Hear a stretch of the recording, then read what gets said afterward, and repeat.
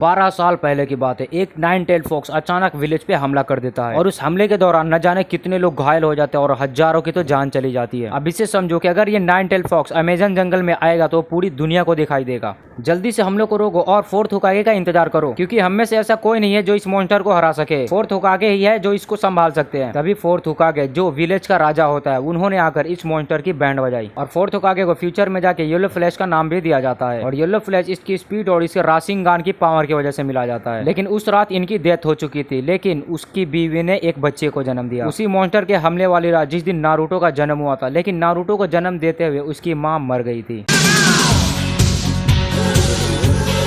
लेकिन नारुतो बड़ा होकर अपने माँ बाप की तरह तो बिल्कुल भी नहीं बनता। पूरा गांव उससे परेशान रहता है। वो इतनी ज्यादा शरारत करता है कि पूछो ही मत। और अभी अभी उसने कुछ ऐसा गड़बड़ किया है जिसके लिए उसके पीछे स्नोबीज पड़े हैं। तुम लोग कुछ भी नहीं कर सकते, क्योंकि मैं जानता हूँ मैं तुम सभी से बेहतर हूँ। और उसने अभी अभी होकागेस यानी कि राजाओं के पुतले की मूर्ति को मतलब कलर करके आ रहा है। और इन सभी में से उसका एक पिता भी है, लेकिन अफसोस कि उसको इसके पिता के बारे में कुछ भी नहीं पता। हालांकि वो अभी बच्चा है, लेकिन इतना समझदार है कि अगर तुम उसे किसी भी चीज की जिम्मेदारी दे दो तो वो उससे बखूबी निभा सकता है। इधर नारुतो से परेशान होकर स्नोबीज जाते हैं होकागे यानी कि राजा के पास, अपनी शिकायत बताते हैं, जबकि उन्हें पहले से ही पता होता है कि इस मुसीबत का नाम नारुतो है। और नारुतो इधर उधर छुपता हुआ बच जाता है, लेकिन उसका एक सेंसी होता है जिसका नाम होता है इरुका। इसे समझो, सेंसी एक जापानीज वर्ड है जिसका हम इंडिया में यूज करें तो उसको मास्टर बोला जाएगा। उसको उसका मास्टर पकड़ लेता है और उसे क्लास में लाकर बेइज्जत करता है। पूरा क्लास उसके ऊपर हंस रहा होता है, लेकिन नारुतो कहाँ, वो भी खिकी दांत फाड़ रहा था। आज उसकी ग्रेजुएशन एग्जाम है, लेकिन वो कहाँ मानने वाला है। और ग्रेजुएशन एग्जाम में शैडोज क्लोन बनाने में सबसे टट्टी है ये। एग्जाम के टाइम सारे बंदे एक एक साथ अपनी शैडोज क्लोन बना लेते हैं, लेकिन नारुतो को शैडो क्लोन बनाना नहीं आता, इसलिए वो क्यूट जुट्सु करता है और अपने सेंसी के अट्रैक्शन का फायदा उठाता है और उसे खिलखिलाता है। और उसे इसके सजा के तौर पर उस पेंट को साफ करने के लिए बोला जाता है। सुन नारुतो, जब तक ये पेंट पूरा साफ नहीं हो जाता तुम कहीं नहीं हिलोगे। हाँ, तो मैं भी कौन सा हिल रहा हूँ, मुझे भी पूरा साफ करना है। कौन सा मेरे घर पे कोई इंतजार कर रहा है? मेरे मॉम डैड तो है नहीं। तभी इरुका थोड़ा इमोशनल हो जाता है और बोलता है अगर तुम इस पूरा पेंट साफ कर लोगे तो मैं तुम्हें नूडल्स खिलाने लेके जाऊंगा। तो नारुतो खुशी से झूम उठता है और जल्दी जल्दी साफ करके सीधा निकलता है नूडल शॉप। वैसे तो वो उसका टीचर है, लेकिन नारुतो और उसकी जिंदगी बिल्कुल सेम है। और तुम्हें यकीन नहीं होगा, जो मॉन्स्टर नारुतो के अंदर कैद है उसी मॉन्स्टर ने इरुका यानी कि नारुतो के मास्टर की माँ बाप को मारा था। इरुका उसे समझाता है कि तुमने होकागेस के कलर को पेंट क्यों किया, तुम्हें पता है ना वो लोग कौन है, कितने महान आदमी है। तभी नारुतो कहता है हाँ मैं जानता हूँ, वो अपने टाइम के महान सुनोबीज थे और फोर्थ होकागे जिन्होंने रातों रात आए एक मॉन्स्टर को मारा और भगाया, यहाँ तक कि उन्होंने अपनी बलि भी दे दी उसे भगाने के लिए। और एक दिन मैं भी उन्हीं की तरह एक शानदार निंजा और एक शानदार योद्धा बनूंगा। वहाँ से आने के बाद नारुतो इरुका के दोस्त यानी कि मिजुकी के साथ बैठता है। नारुतो, इरुका को कभी गलत मत समझना, वो तुम्हारे साथ सख्ती इसलिए करता है ताकि तुम बिगड़ न जाओ। अगर वो तुम्हारे साथ लापरवाही बरते तो तुम कभी स्ट्रॉन्ग नहीं बन पाओगे। ये सुनकर नारुतो थोड़ा सा अपसेट हो जाता है और ये सब तो मिजुकी की चाल थी जो कि नारुतो को फंसाने के लिए था और नारुतो को मैन्युपुलेट करके अपना काम निकलवाना चाहता था। जो नारुतो दिल का अच्छा और इतना कमजोर था कि वो उसके बहकावे में आ जाता है। और इधर इरुका अपने बेड पर लेटा हुआ रात को 12 साल पहले वाले फ्लैशबैक को याद कर रहा था, जिसमें उस मॉन्स्टर के हमले ने उसके मम्मी पापा को भी लपेटे में ले लिया था और सिर्फ इरुका बचा था क्योंकि उसे एक सुनोबी ने बचाया था। इरुका ये सारी बातें सोच ही रहा होता है, तभी उसका दोस्त मिजुकी आता है और कहता है अरे इरुका, तुम यहाँ आराम से सोए हुए हो। उधर नारुतो ढेर सारा जुत्सु फार्मूला स्क्रोल लेके भाग चुका है और वो बौखला गया है, पता नहीं कब उसके अंदर का मॉन्स्टर जाग जाए। ये सुनकर इरुका पूरी तरीके से अपसेट हो जाता है और वो बहुत ज्यादा सोच में डूब जाता है। और इधर नारुतो पढ़ रहा होता है कि आखिर उस स्क्रोल में लिखा क्या है। और इस स्क्रोल के अंदर इतने सारे फोर्बिडन जुत्सु थे जो कि भारी भारी थे, जो इसके ऊपर बिल्कुल लागू नहीं होता क्योंकि इसकी एज ही अभी इतनी कम है। उधर गांव के लोग नारुतो से जो पहले से ही नफरत करते हैं वो अभी इतना ज्यादा गुस्से में है कि जो उसको आग में डाल दे। अब स्नोबीज की इस भागदड़ को देखते हुए थर्ड होकागे यानी कि तीसरे राजा आ जाते हैं और सबको ऑर्डर देते हैं कि जाओ नारुतो को पकड़ के लेके आओ, याद रहे स्क्रोल सेफ रहना चाहिए। सारे स्नोबीज चले जाते हैं नारुतो को वापस लाने के लिए। और इधर इरुका जो नारुतो के पास पहुंच चुका था और जैसे ही इरुका नारुतो के पास पहुंचता है वो देखता है और कहता है हा, मैंने तुम्हें पकड़ लिया, तुम कहाँ तक भाग के जाओगे। तो नारुतो मुस्कुराता हुआ कहता है क्या बात है सेंसी, आपने मुझे पकड़ लिया। इतने सारे जुत्सु में मैं अभी तक सिर्फ एक ही जुत्सु सीख पाया हूँ। मिजुकी सेंसी ने मुझे इस जगह का पता बताया और बोला जाओ और अपने आप को आगे बढ़ाओ। नहीं मिजुकी, वो मेरा दोस्त होते हुए ऐसा क्यों कर सकता है। तभी मिजुकी पीछे से हमला करता है और इरुका नारुतो को धक्का देते हुए उसे बचाता है और सारे जोर अपने ऊपर ले लेता है। तभी मिजुकी कहता है नारुतो, इससे दूर रहना, ये बस तुम्हें अपनी बातों में बहला रहा है और जानबूझ के ऐसे दिखावा कर रहा है। नारुतो थकबका गया था, उसे कुछ भी समझ में नहीं आ रहा, यहाँ तक कि ये भी नहीं कि कौन गलत है कौन सही। तभी इरुका कहता है तुम यहाँ से भाग जाओ नारुतो, नारुतो तुम सेफ नहीं हो। तभी मिजुकी कहता है नहीं नारुतो मत जाना, ये सब इरुका की चाल है तुम्हें फंसाने के लिए। लोग तुमसे नफरत करते हैं क्योंकि 12 साल पहले वे मॉन्स्टर के हमले ने ही इसके माँ बाप को मारा था और वो मॉन्स्टर तुम्हारे अंदर कैद है। नारुतो की सांसें थम जाती है और वो वहाँ से भाग जाता है और एक ऐसे रूप में भागता है जैसा कि वो मॉन्स्टर आ चुका हो। और जब तक हमला करता है तब तक नारुतो भाग के एक पेड़ के पीछे छुप चुका होता है और वहाँ छुपते हुए सोच ही रहा होता है और मिजुकी और इरुका की सारी बातें सुन रहा होता है। तुम नारुतो को क्यों बचाना चाहते हो? नारुतो बिल्कुल मेरी तरह है। वो कैसे? उसको उस स्क्रोल की पावर चाहिए अपनी पावर बढ़ाने के लिए और वो एक मॉन्स्टर है जिसने तुम्हारे मम्मी पापा की जान ली। ये सुनकर नारुतो फिर से दुखी हो जाता है।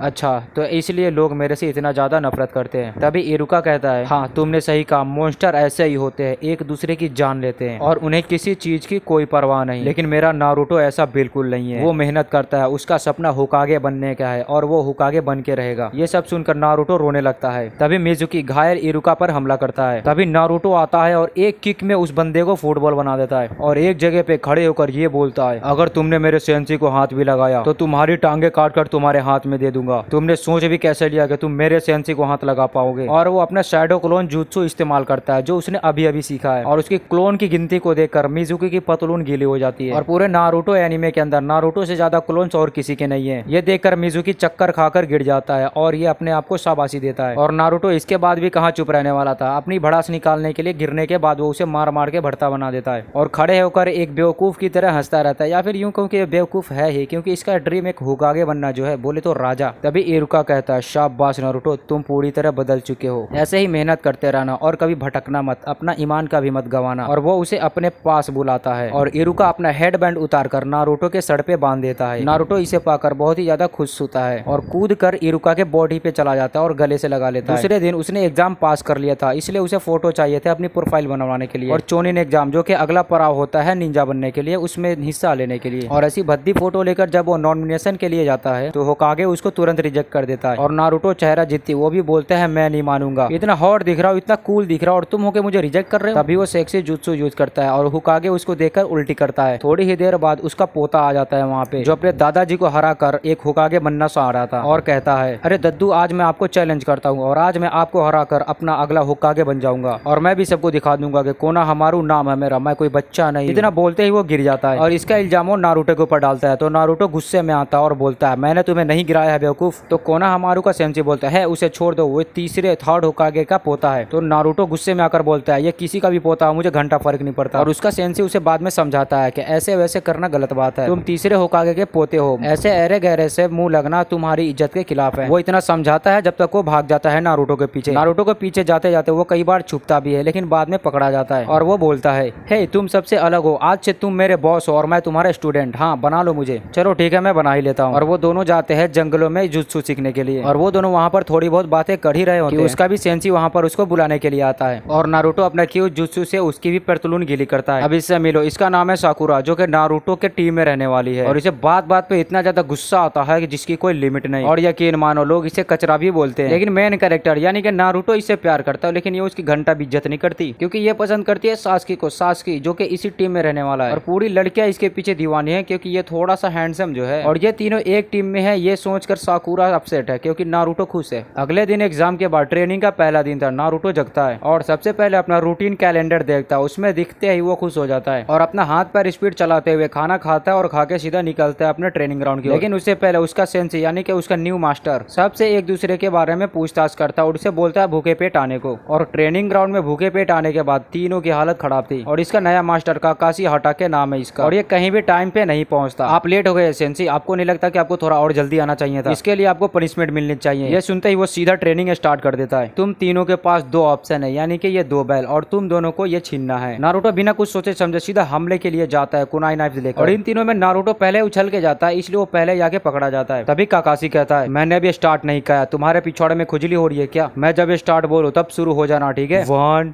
2 3। और वहाँ से वो तीनों अलग अलग डायरेक्शन में जाते हैं जहाँ सास्की और साकुरा दोनों छुप जाती है। लेकिन इस लौंडे को तो देखो बेफिक्र होकर आमने सामने से लड़ाई करने वाला है। देखना वो दोनों बैल तो मैं ही लूंगा, सबसे पहले खाना मैं ही खाऊंगा।